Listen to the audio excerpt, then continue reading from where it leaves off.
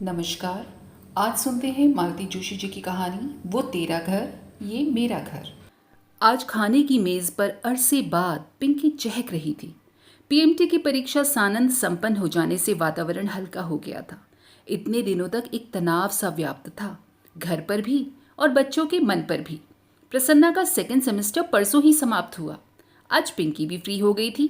अब रिजल्ट की चिंता कुछ दिनों के लिए मुलतवी रखकर आज़ादी का जश्न मनाया जा सकता था। खाने की मेज पर उसी की प्लानिंग चल रही थी। तरह तरह के सुझाव और तरह तरह की फरमाइशें।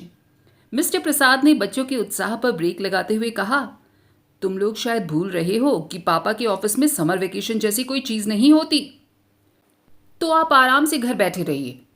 बच्चों की मां ने तुनक कर कहा, लेकिन मैं 10-15 दिनों के लिए कहीं जरूर जाऊंगी। आपको तो दफ्तर के अलावा कुछ सूझता ही नहीं। इन दोनों की टेंशन मैंने अकेले झेली है। I need a change badly. मैं सोच रहा था, मिस्टर प्रसाद ने झिझकते हुए कहा और चुप हो गए। क्या सोच रहे थे आप? अब कह भी डालिए। यही कि इस शनिवार इतवार सागर जाकर बाबूजी को लेवा लाऊं। ओ नो, बच्चों ने कोरस में कहा, तो मां ने उन्हें आंखों से डपट दिया और बोली, इतनी जल्दी? जल्दी कहाँ, उन्हें गए 2 महीने से ऊपर हो गए हैं। इतने दिन वे बेटी के पास कभी रहे हैं? क्या पापा, आप भी बेटा बेटी करने लगे हैं? ये सब फिजूल की बातें हैं। अपने लिए होंगी, पर बाबूजी तो पुराने ढर्रे के व्यक्ति हैं। उनके लिए ये बातें बहुत महत्व रखती हैं। अब इस उम्र में यह आशा करना कि वे अपनी सोच बदल लेंगे, बेकार है। यह तो ठीक है कि माया की स्वतंत्र गृहस्थी है, इसलिए 2 महीने वहां टिक भी गए, पर छाया के यहां उसके सास ससुर जेठ देवरों के बीच 2 दिन भी नहीं रह पाते। बच्चों ने फिर बहस नहीं की, चुपचाप खाकर उठ गए। पत्नी ने टेबल समेटते हुए पूछा, सुनिए, क्या इसी हफ्ते जाना बहुत जरूरी है? वे प्रश्नार्थक नजरों से पत्नी को देखते रहे। नहीं, मैं सोच रही थी बच्चे थोड़ा रिलैक्स कर लेते। अभी अभी तो बेचारे फ्री हुए हैं। बच्चों को रिलैक्स होने के लिए कौन मना कर रहा है? आप समझते नहीं हैं।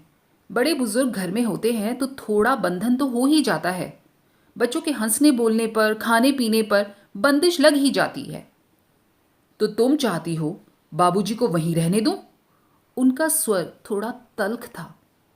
पत्नी ने नरमाई से कहा, नहीं, मेरा मतलब था 8-10 दिन और सही। फिर तो हम ही को। वे तय नहीं कर पाई कि झेलना कहें या भुगतना कहें। पति की नाराजगी के डर से उन्होंने अपने वाक्य को अधूरा ही छोड़ दिया। कई बार अनकहे शब्द भी बहुत कुछ कह जाते हैं। मिस्टर प्रसाद भी उन अनकहे शब्दों को भली भांति पढ़ गए। उन्हें वितृष्णा और खीज हो आई।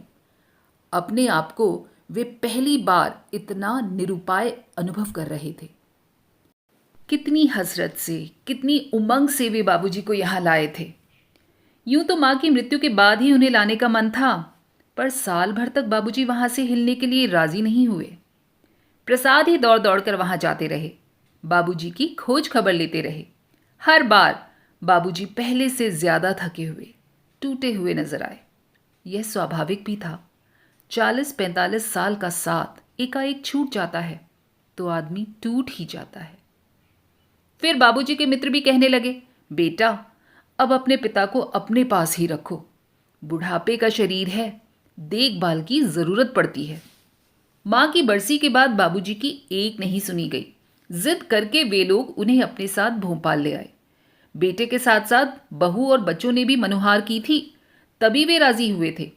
पर बहुत जल्दी ही एहसास होने लगा कि स्वागत का यह भाव धीरे धीरे तिरोहित होने लगा है।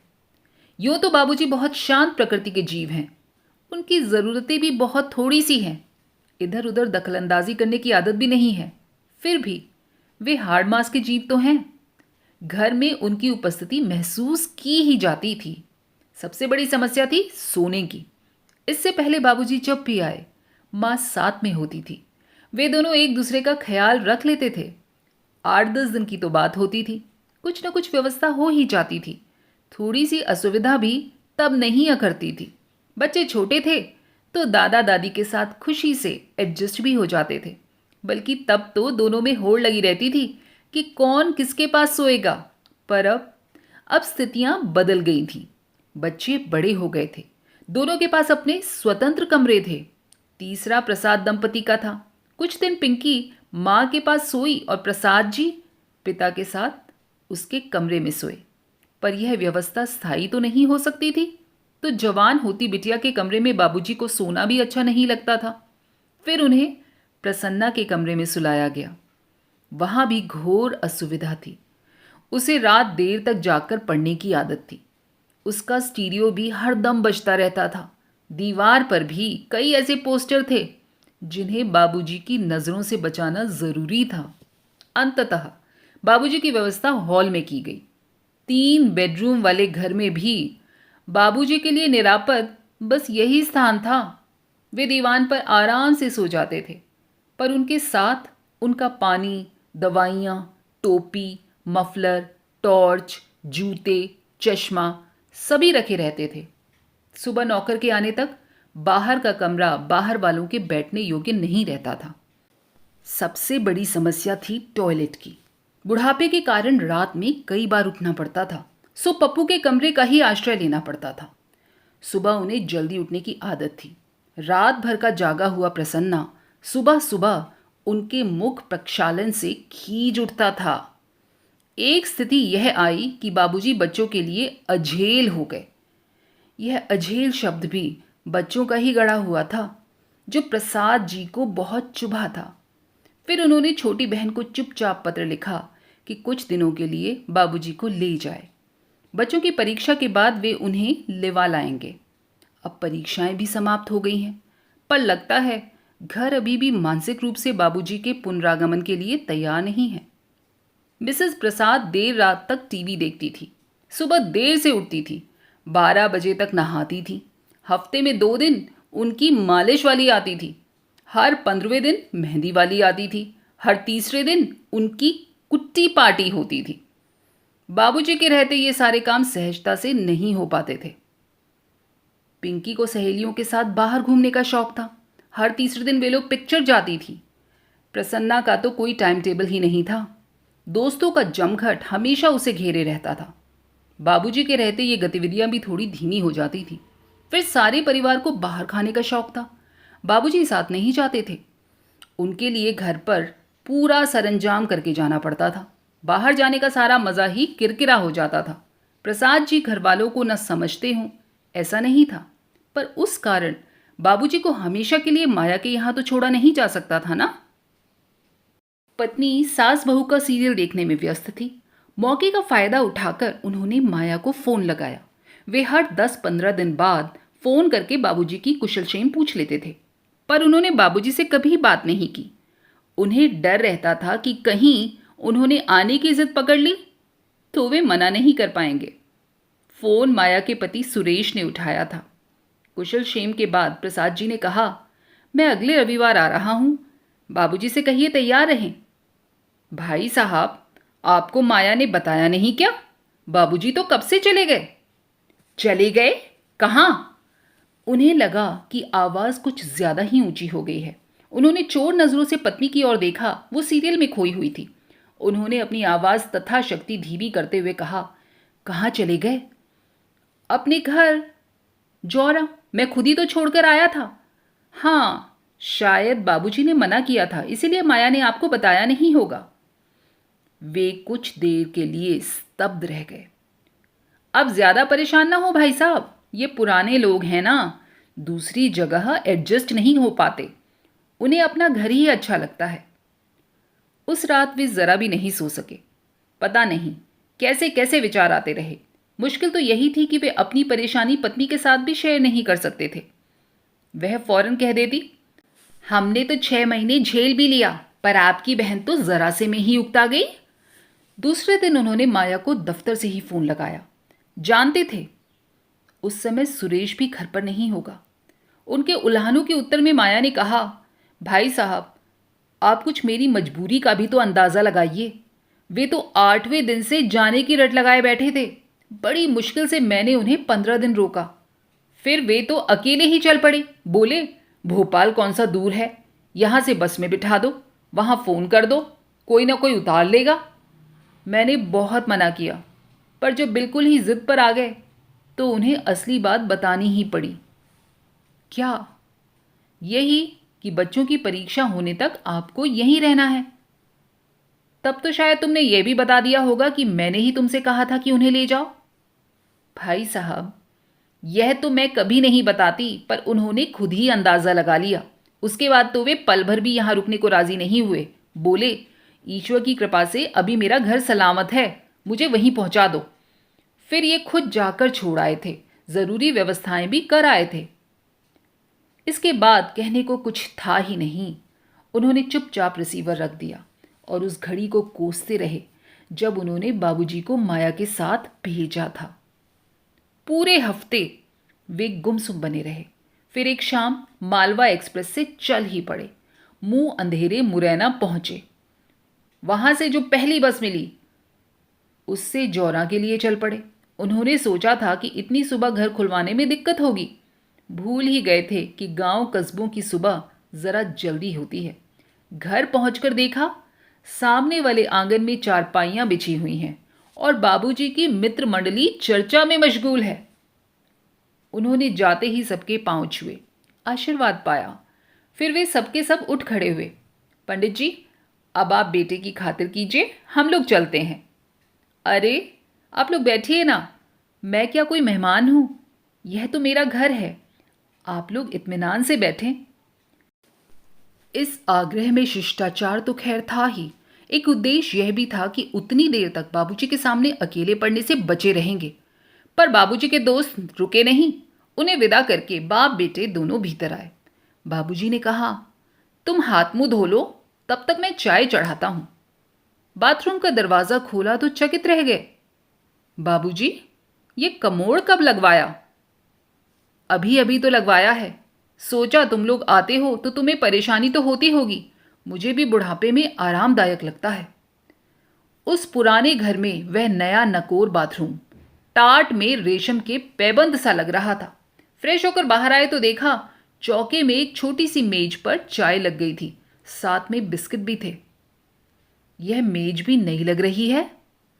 हाँ, अब पटे पर बैठकर खाना अच्छा नहीं लगता। तुम्हारी माँ याद आती है। वैसे भी पटे पर बैठकर खाने का मज़ा तो तब है जब पास बैठकर कोई बात करे, गरम गरम फुलके उतारकर मनुहार के साथ परोसे। जब अपने से लेकर खाना है तो मेज ही ठीक है। प्रसाद जी समझ गए कि बाबूजी एक तरह से यहीं रहने का मन बना चुके हैं। वे पहले की अपेक्षा चुस्त दुरुस्त भी लग रहे थे। शायद माँ की आकस्मिक मृत्यु के दुख से वे उबर चुके हैं। अपने मन की बात कहने के लिए वे उपयुक्त शब्द खोज रहे थे, तभी किसना ने आकर उनके पैर छुए। कैसे हो किसना? बस बाबूजी की कृपा है, उसने गदगद भाव से कहा। बाबूजी की कृपा का बखान फिर कर लेना, पहले जाकर भैया के लिए कुछ नाश्ता लेकर आ, बाबूजी ने कहा और जेब से पैसे निकालकर वे तफसील से उसे कुछ समझाने लगे। प्रसाद जी ने कहना चाहा कि बाबूजी, आजकल मैं यह सब नहीं खाता हूं। उन्होंने खुद उठकर किसना को पैसे देने चाहे, पर हिम्मत ही नहीं पड़ी। उन्होंने अनुभव किया कि बाबूजी अपने पुराने फॉर्म में लौट आए हैं। यह भी कि यह बाबूजी का घर है, यहां उनका आदेश ही चलता है। उन्होंने सोचा नाश्ता आने से पहले नहा लिया जाए। नहाने के बाद आंगन में बंधी रस्सी पर तौलिया फैलाते हुए उन्होंने देखा कि एक महिला ने उन्हें देखते ही लंबा सा घूंघट खींच लिया है। बाबूजी, आंगन में कौन है? किसना की बहू होगी। वे लोग अब यहीं रहने लगे हैं ना? यही मतलब? पीछे वाली गाय वाली कोठरी खाली पड़ी थी ना, उसे ठीक ठाक करके दे दी है। बहू भी गांव में पड़ी थी, उसे भी ले आया है। वह मेरे लिए 2 रोटियां डाल देती है, चौका बासन झाड़ू बुहारी कर देती है। किसना मेरी धोती फींच देता है, सौदा सुलफ ला देता है। काम भी हो जाता है और साथ भी तुम लोगों को भी फिक्र नहीं रहेगी कि बाबूजी अकेले पड़े हैं। लेकिन आपको यहां रहने कौन देगा? मैं तो आपको ले जाने के लिए ही आया हूं। मुझे लाने ले जाने की जरूरत नहीं है बेटा, मेरी जब मर्जी होगी चला आऊंगा, पर जब तक मेरे हाथ पांव चल रहे हैं मुझे यहीं रहने दो। यहाँ मेरे दोस्त अहबाब हैं, नाते रिश्तेदार हैं, पास पड़ोस है। दरवाजे पर खड़ा भी हो जाता हूं तो 10 लोग जय राम जी करते निकल जाते हैं। वहां तो समय काटे नहीं करता, दिन भर छत के किस्से। तुम सब लोग अपने अपने काम में मसरूफ रहते हो। अब इस उम्र में मुझसे ज्यादा पढ़ना लिखना भी नहीं होता। बाबूजी की बात एकदम सही थी। उसका कोई तर्क संगत उत्तर प्रसाद जी सोच रहे थे कि बाबूजी ने कहा, एक बात और है बेटा, तुम्हारी माँ तो नहीं रही, पर जब तक मैं हूं तब तक तो लड़कियों का पीहर बना रहे। कभी उनका मन हुआ तो आने को एक घर तो हो। क्या वे लोग मेरे घर नहीं आ सकती? उन्होंने कहना चाहा, पर अपनी बात का खोखलापन खुद ही उनकी जबान पर ताला लगा गया। उन्हें याद आया कि जब जब बहनों को बुलाना चाहा, घर में समस्याओं का एक अंबार उठ खड़ा हुआ। बाबूजी अपनी रौ में कहे जा रहे थे, माँ के पीछे बेचारी जब भी आई हैं खुद ही खटती रही हैं। अब ये किसना की बहू आ गई है तो थोड़ा हाथ बटा देगी, कुछ तो सहारा हो जाएगा। प्रसाद जी ने विषयांतर करते हुए कहा, बाबूजी, आपने इस छोकरे को जगह दे तो दी है, पर बाद में कहीं लफड़ा ना हो जाए। कैसा लफड़ा? बाद में अगर इसने जगह खाली करने से इनकार कर दिया तो? बाद में मतलब? प्रसाद जी शर्म से गड़ ही गए। अपनी व्यग्रता में उन्हें याद ही नहीं रहा कि वे क्या कह रहे हैं। बाबूजी ने लेकिन इसे बड़े सहज भाव से लिया। बोले, उसकी चिंता अभी से क्यों? बाद में तो किसी को यहां रहना नहीं है। मकान तो बेचना ही है, जो भी खरीदेगा वही किसना से भी निपट लेगा। अपनी शर्म से वे अब तक भी उभर नहीं पाए थे और बाबूजी ने जैसे स्पष्ट ही उस ओर संकेत कर दिया। इसलिए अपनी सफाई सी देते हुए प्रसाद जी बोले, बाबूजी, घर बेचने की बात तो मेरे मन में कभी उठी ही नहीं। मैं अभी की बात नहीं कर रहा हूं बेटे, अभी मेरे रहते तो कोई सवाल ही नहीं उठता। मेरे लिए यह सिर्फ ईंट गारे की इमारत नहीं है, मेरा मानसिक संबल है यह। पर मेरे पीछे तो इसे निकालना ही पड़ेगा। रख कर करोगे भी क्या? प्रस्ताव तो अभी से आ रहे हैं। भोपाल जाने से पहले तो इतनी अच्छी ऑफर थी कि क्या बताऊं। बड़ी मुश्किल से अपने आप को रोक पाया। ये तो कहो कि ईश्वर ने ही सद्बुद्धि दे दी थी, नहीं तो मेरी फजीहत ही रहती। अंतिम बात कहते कहते बाबूजी का स्वर भर्रा गया था। इतनी देर से प्रसाद जी के मन में जो बात खदक रही थी उसे कहने का भी यही मौका था। उन्होंने बिना किसी भूमिका के कह ही डाला, बाबूजी, आप माया के यहां से जिद करके चले आए। यह अच्छा नहीं किया। जानते हैं, मैंने अब तक यह बात आपकी बहू को भी नहीं बताई है। वह तो यही सोचेगी ना कि माया अपने बाबूजी को महीना भर भी नहीं रख सकी। यह तुमने बहुत अच्छा किया बेटा, बहन को कटघरे में खड़ा होने से बचा लिया। और अब तुमने बात उठाई है तो मुझे भी कह लेने दो। उस लड़की को इस प्रपंच में क्यों डाला? वह तो चलो बात तुम भाई बहनों के बीच ही रह गई, पर कल को अगर जमाई बाबू को मुझसे परेशानी होती, वे मुझसे उब जाते और माया से कहते तो सोचो क्या होता। मुझे तो कहीं मुंह छुपाने की भी जगह नहीं मिलती। ऐसी नौबत आने से पहले ही वहां से चल देना ही अक्लमंदी थी, इसीलिए चला आया। पर आप यहां क्यों आ गए? सीधे भोपाल आ जाना था ना? प्रसाद जी ने कहना चाहा, पर उनकी आवाज गले में फंस कर रह गई। बाबूजी जैसे उसकी बात समझ गए।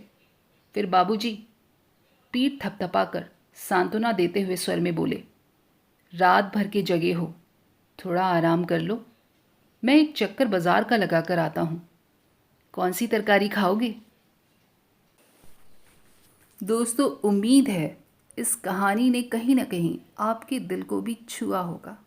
कमेंट करके ज़रूर बताइएगा, और अगर पसंद आई हो तो लाइक, शेयर और सब्सक्राइब करना कतई ना भूलिएगा।